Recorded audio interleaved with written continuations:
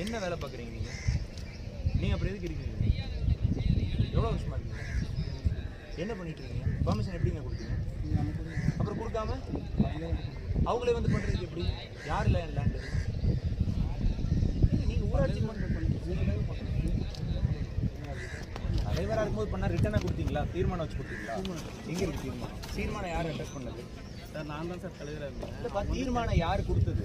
தீர்மானம் வந்து 12 பேர்த்தையும் அஜெண்டாவில் கையெழுத்து வாங்கி அதை நோட்டாக கொடுத்தீங்களா? அப்புறம் எப்படி தீர்மானம் ரிட்டனாக இருக்கணும். எங்கே ரிட்டன் தீர்மானம்? எங்கே ரிட்டனாக போட்டிங்களா மிஸ்டர்? போடல. இல்லை ஏன் போடல? நீங்கள் என்ன பண்ணுறீங்க சார்? நம்ம வந்து காட்டல சார், பஞ்சாயத்து வந்து கேட்கல சார். நமக்கு எதுவும் இது மாதிரி நடந்துச்சுன்னா நீங்கள் அப்புறம் பார்த்துக்கணும். நான் உங்களை தான் கேட்குறது. நீங்கள் தானே கவர்மெண்ட்டில் சம்பளம் வாங்குறியா? நீங்கள் தான் போடுவோம். ஷாப்பு எங்கள் போட்டிங் வரும்போது ஷாப்பு இன்னொன்று டாய்லெட், இன்னொன்று ரெஸ்டாரண்ட் தான் 2 மொத்தம் 8 பில்டிங். இது இல்லாமல் டாய்லெட் லேடிஸ் ஜென்ஸ் தனியாக இவ்வளோ பில்டிங்கே இருக்குது. இந்த முள்ளு செடினால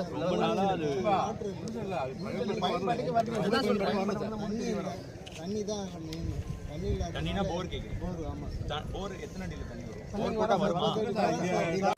அது வந்து கம்மி பண்ணியிருக்கு. அதுலேருந்து மிஸ் ஆகிடுச்சு. நான் மொத்தமாக அப்புறம் ஒரே நேச்சுரல் பர்பஸ் எத்தனை பேருக்கு சார் அந்த கலெக்டர் எல்லாமே பண்ணிட்டாங்க. அது வந்து அது ஒரே ஒரு அந்த போர்ட் வரைக்கும் போயிருக்கு.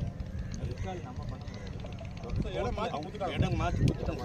எல்லாமே பண்ணிட்டாங்க. பணம் கட்டிருக்கிறோம். என்னன்னாலும் கோர்ட்டில் ஹைகோர்ட்டில் ஒரு கமிட்டி இருக்கு சார். அது அங்கே போயிருக்கு சார். நான் ஏஜிட்ட வச்சு சொல்கிறேன்.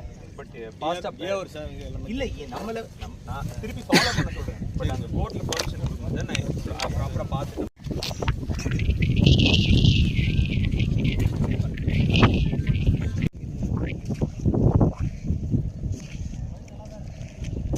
என்ன வருஷம் பாதியில் நிப்பாட்டிருக்காங்களா?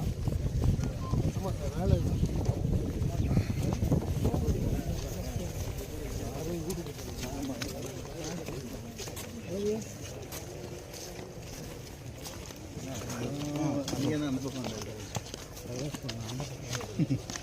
ஊருக்கு ஐட்டான் இருக்கலாம்.